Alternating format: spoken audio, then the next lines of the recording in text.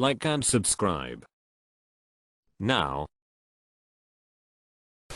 Rich people of Reddit who married someone significantly poorer. What surprised you about their previous way of life? Making financial decisions based around the 3-paycheck month. If you're paid every 2 weeks, most months you get 2 paychecks, and all of your monthly bills and budgeting is based on those 2 paychecks. But twice a year there are 3 paydays in a month. And that's when you can actually solve problems. That's when you can get the car registered, or fix the dryer, or get the cat spayed.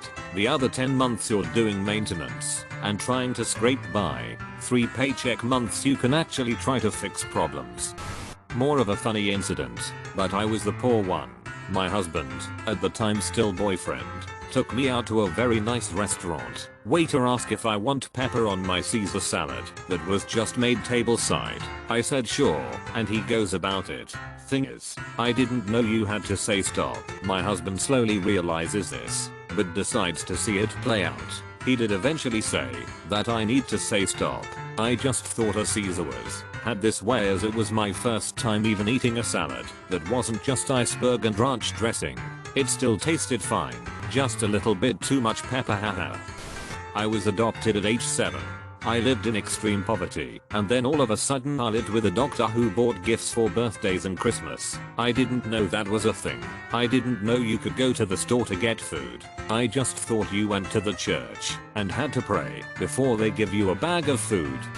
When the family had people over for dinner, if they ended the prayer before the meal with F, H, B, Amen, it was a signal to let the children know that they don't have enough food for everyone. So take smaller servings and let the guests get a regular serving. FHB family, hold back.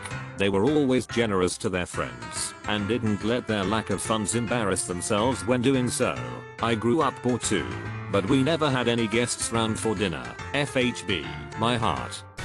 Rich people of Reddit who want to marry someone significantly poorer. Hello, I got $12. Now Kith. Honestly, food insecurity. When we were first married she would get visibly uneasy if the food in the house was running low. She never overate or anything.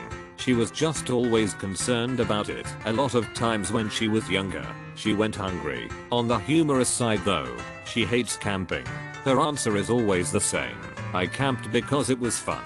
She camped because they couldn't afford hotels. For me, my love of camping started from growing up poor. The only family vacations my single mom and brother and I had were family reunion events several states away. It involved long road trips in a shitty car with no account. But we got to camp in tents and get a break from reality. We also ate a lot better over a campfire than me making hamburger helper for my brother. While my mom went to bed early, she worked hard to support us and battled with depression untreated for years until she could afford medication. Those trips were good for all of us. I get giddy with excitement after grocery shopping trips. It just feels so good to have enough food, though I still have to constantly remind myself I'm allowed to eat it if I'm hungry. I'm a grown up. I bought it. That and snacks. We were never allowed to snack between meals and never bought anything extra that wasn't absolutely necessary. My husband had to teach me you buy something tasty that you don't actually need, and then you can just eat it whenever you feel like. Amazing. I still don't really do it, but it's nice to know I can. She and her mother lived with her grandfather to not be homeless because her grandfather owned a house. She was putting community college payments on her credit card and building debt with it. I paid off her credit cards when we were dating, and she cried from me being so nice. It was only like $1,300. I bought a condo, then we got married, then we bought a house. I never really considered myself rich until I started dating her and learned that a trip to Wendy's was a treat. I grew up middle class, and we are currently middle class. Heh, a trip to Wendy's was a treat. You basically just summarized my entire struggle with finances and food. I grew up working class. Dad's a welder. Mom stayed at home with us, and eating out, even just at McDonald's, was a huge treat. But now that I'm on my own and making money, I can have that treat every day, if I want. My fiancé recently pointed this out to me, and I'm working on it, but that habit is so damn hard to break. Only $1,300. That's definitely an amount to cry over, and most people I know would be so grateful for that much. Context really does matter in life. My wife was born and raised in the Soviet Union. She still goes crazy for fresh fruit like it's the most extravagant luxury. The prevailing mindset in his community growing up that insurance was something only rich people had, not health insurance, mind you. Well, not just health insurance, auto insurance. Going without it was a way of life for most everyone he knew. My so has to constantly remind me that I can go to the doctor whenever I need to instead of just hoping I don't die. In California it has been illegal to drive without auto insurance for I think my entire life. I grew up poor and my mom was constantly getting pulled over for expired tags and then not having insurance. Oh yeah, it was illegal where he came from too. They just hope for the best. Sandwiches. When I made him a sandwich I only put one thin slice of meat in it. He couldn't believe that was how I had sandwiches growing up. We weren't allowed to just eat deli slices, it had to go between 2 pieces of bread, because that would fill you up faster and save on meat costs. Your comment just opened up a huge window into my husband for me.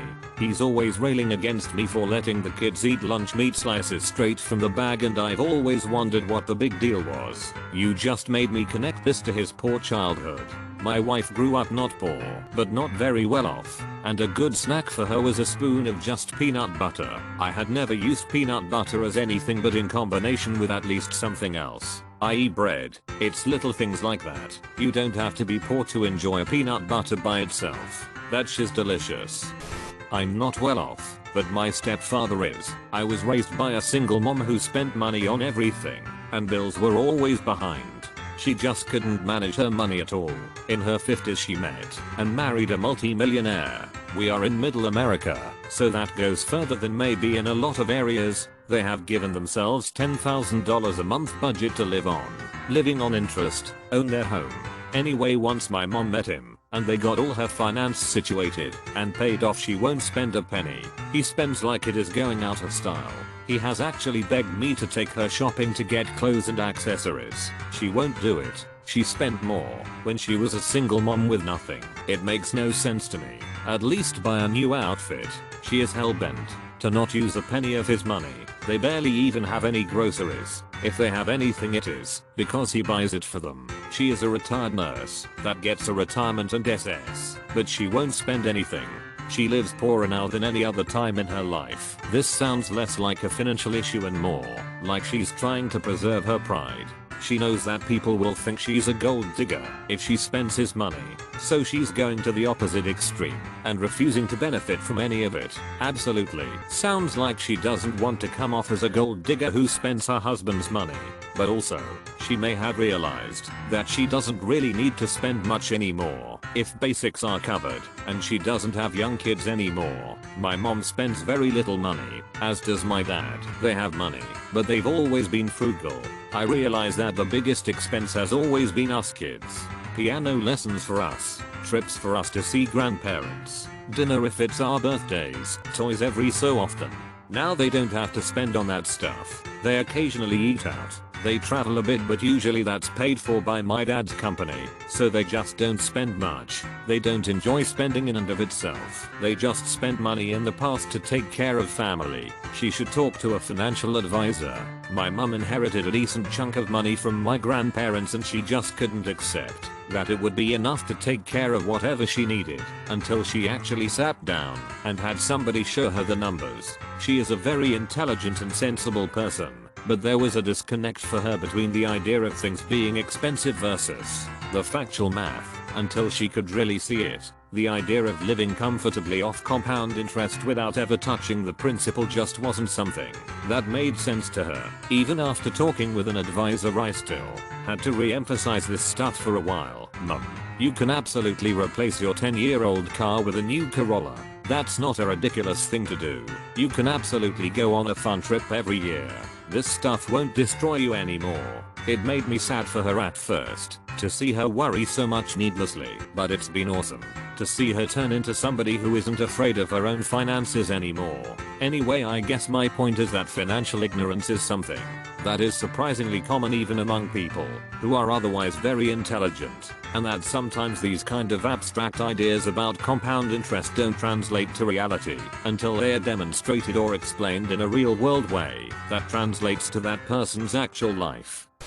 I didn't marry this woman, but when we started dating, she always wanted to chill at my place, never hers, which was fine. But she gained 35 pounds in just like a few months of dating. She was 100 pounds when we started dating. Not that it was a bad thing. 1. I'm a chubby man, and 2. I was just glad she wasn't pregnant. Anyway, turns out her family couldn't afford dinner sometimes. So suddenly she had a place to eat every night and gorged herself. I know 2 siblings who were starved by their father for years until CPS took them away and placed them with their biological mother. From there, they gained at least 100 pounds respectively and will not stop gorging themselves on food. At first, I didn't understand, but now that I'm older, I know. Food scarcity is traumatizing. That was me when I went to live with my aunt. I put on like 80 pounds in high school because I suddenly had 3 full meals a day and snack and dessert and no self-control. It's been a battle since. This what happened to me in my last relationship. I pseudo moved in and gained about 20 pounds within a couple of months. Dinner every night was wild. I remember that I wasn't even hungry. I was just excited for food. Fat, pregnant, there has never been a truer statement. Source, father of 2. Lol, I just had this convo with my fiance. He goes, your boobs look bigger, and I responded with yay, and I gained 10 pounds and I'm not sure why. We both paused, looked at each other, and without acknowledging what we were thinking, I was like, I should get my period at the end of the week, so we will see. Not pregnant, just got fat, lol. I fell in love with my uni best friend who really didn't have any money. When I got a job for my birthday, I decided to plan a holiday and offered to bring him along. He doesn't know I'm in love with him at all, but maybe I should tell him. I really feel this one.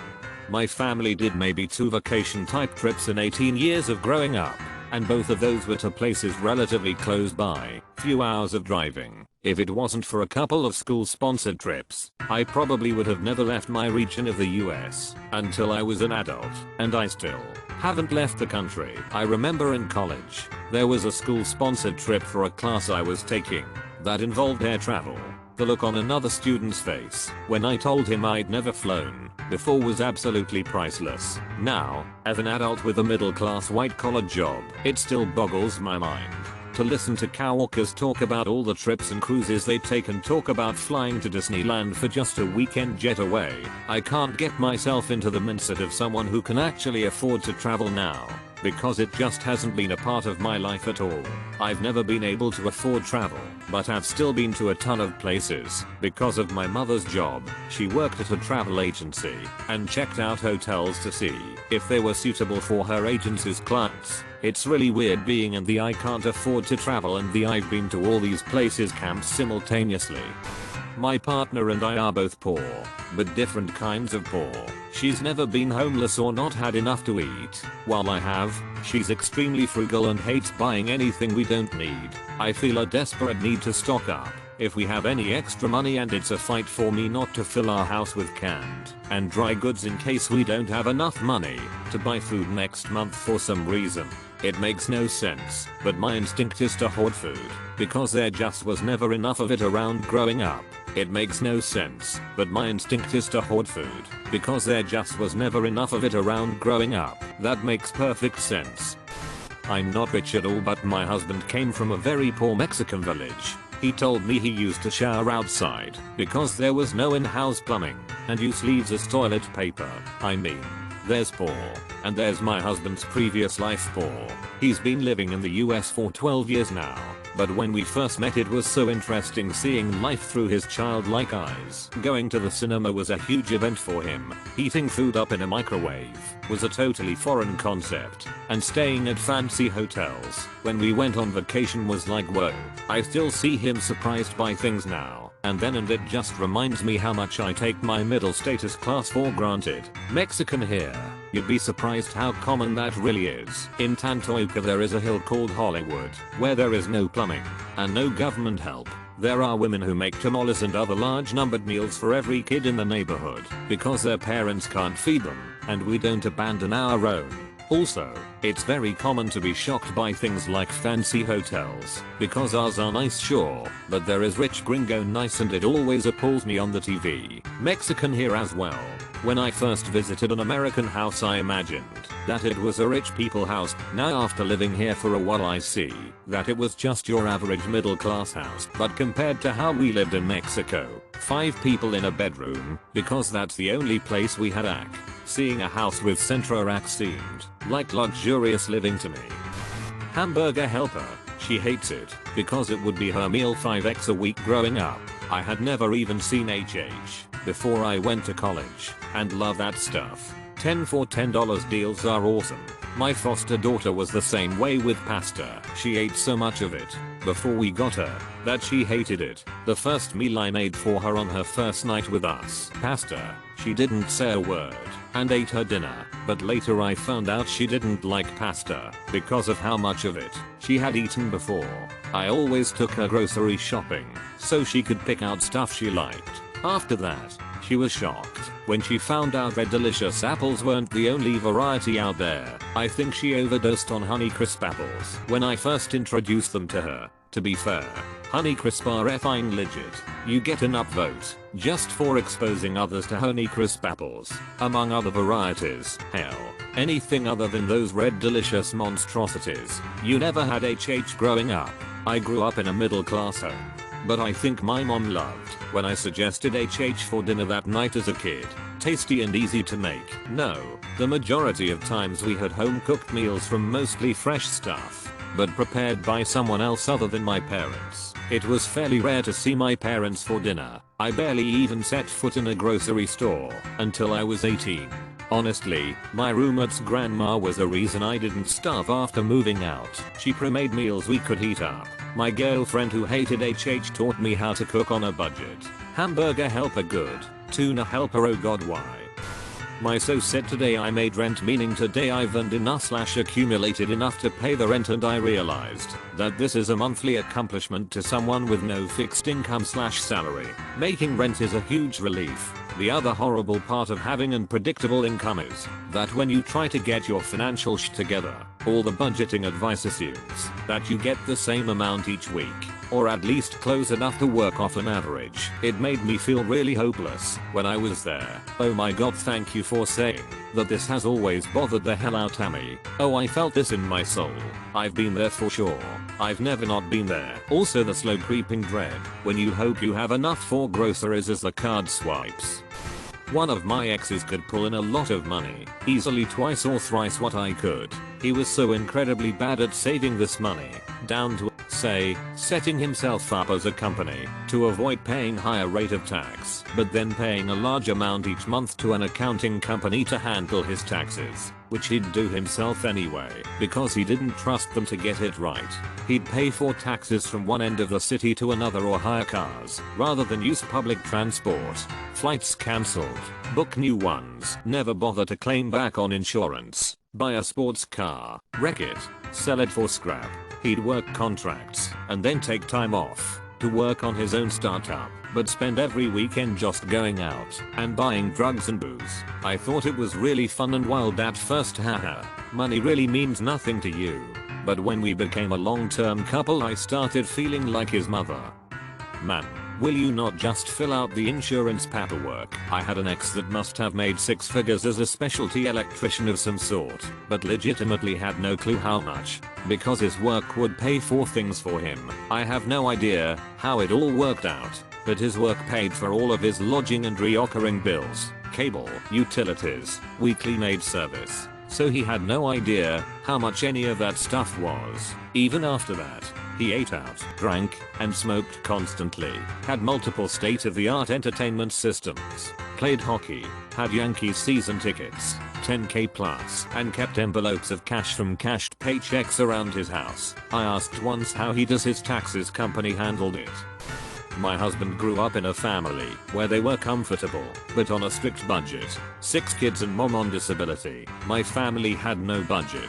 One day we were at the grocery store and he always insists on walking up and down every aisle. I finally lost it because he was taking so long and asked him why he did it. Growing up we could only spend $100 a week on groceries for all of us. I always had to put what I wanted back because we couldn't afford it. Now I can afford whatever I want, so I like to look at everything I could have. Took him 10 years to tell me this. I felt like a terrible person. My dad is a successful business owner now with several houses and multiple sources of income, but he grew up dirt poor when he had parents and became even poorer when he was out on his own at 14.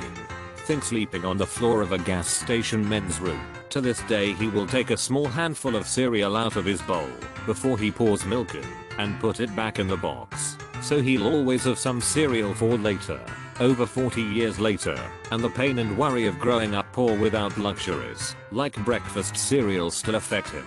Growing up without money does tie things to people.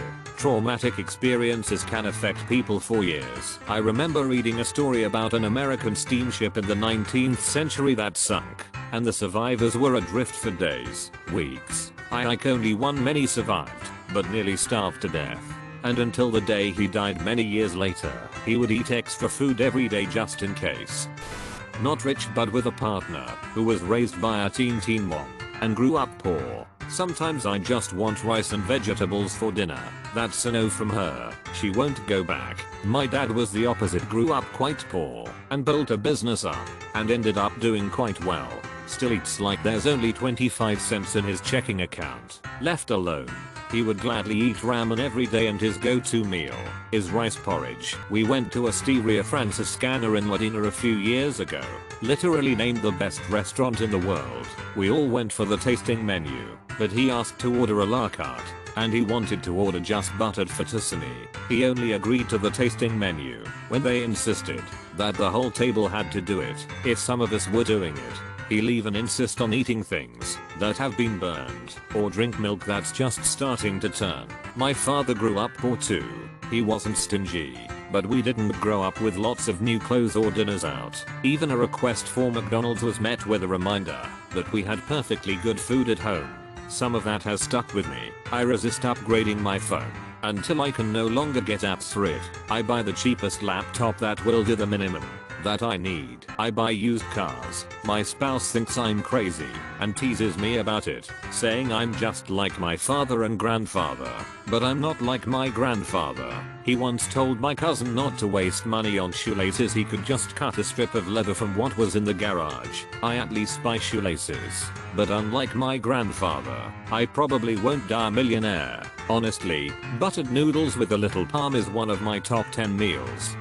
I was with a girl for a while who grew up in a pretty broken home. Still surprises me just how bad her spending habits are. She racks up credit card debt like it's nothing. Same. Had an ex like that, and she told me that she needed me to hold on to the money she earned because she would buy stupid shit with it. Her family also spent money stupidly. Her mom would spend every day sleeping until whenever, smoking about a pack a day, and drive about 5 to 7 miles round trip in a Ford pickup truck for her twice daily coffee milkshake from Starbucks. Eventually they had to file for bankruptcy, and she was still dumb with money. She would literally shop at the convenience store for groceries. 2-pack toilet paper for $1. Other random things for 4x the amount. She lived in the desert without air conditioning. Long-term dating. Pets. I was always surprised by the number of pets she and her family had living in the trailer, and how much of a share of their income they spent on them. Pets are comforting and easy to come by. Everything else in life can be with no real hope of improvement. But those pets love them without fail. It may not the wisest choice financially or in the best interests of the animal, but I can see why it happens. I wonder if there is a correlation between mental illness, animal hoarding, and poverty. I think there is likely a high correlation. I do alright now, but there were several years when I lived below the poverty line. My husband and I were both in school and we really struggled. Despite that, we still had pets, and we had a lot of people tell us we should get rid of our dog and cat, since we were obviously broke. Drove a really old, beat up car and whatnot. We never did. In our high stress life, where we didn't have time to make friends and our anxiety was high, our pets gave us unconditional love. I put vet bills on a credit card, but we kept them. We are out of school and comfortably middle class now, and we still have them. But it's interesting. I don't need them as much anymore. I'm less lonely and stressed than I was then, and have been able to get better treatment for depression. It's easy for me to see why certain demographics tend to collect pets. I think subconsciously they are trying to fill a void. Well, pets give you unconditional love points, and that's important when you don't have much else. Better than drugs.